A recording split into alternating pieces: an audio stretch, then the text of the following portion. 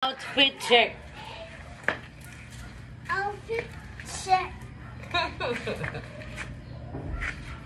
So here, Check. nakasalok lang ako, naka-short, then naka-t-shirt with bag. Hair check. So ready to go. Check. And bracelet check. Bracelet check, yes.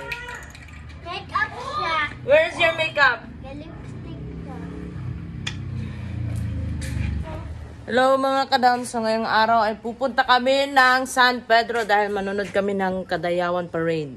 Indak-indak what I mean. So tara, samahan niyo po kami. Are you excited? Ha? Wow. Hello, what's up mga kadam? So ngayong araw po ay samahan nyo kami dahil nga pupunta kami ng San Pedro. Katulad ng sinabi ko sa inyo, manunod kami ng indak-indak ngayon. So tara, let's go. 6:30 nga pala ng umaga ay umalis na kami ng bahay upang maaga kami makarating sa aming pupuntahan. Tama ko nga pala dito ang dalawa kong pamangkin na makukulit. 7:25 nga ay nakarating na kami ng San Pedro. At pagdating namin dito ay meron silang nakitang kinagigiliwan nila. Kaya hindi ko na inantay pa at di na ako nagpatagal pa.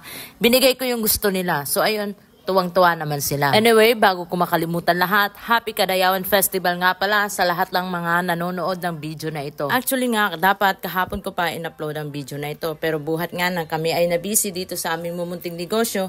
Kaya ngayon lang ako nagkaroon ng time na i-upload ito. So, bago ko makalimutan, ako nga pala si Dominic aka Kari, ang inyong lakwatserong tomboy ng Davao. Paano po mga kadoms? Hanggang dito na lang po tayo. Abangan nyo po ang susunod na mga video na aking i-upload dahil makikita nyo po ang totoong performance ng indak-indak. Huwag niyong kalimutan mag-follow and subscribe. Bye-bye!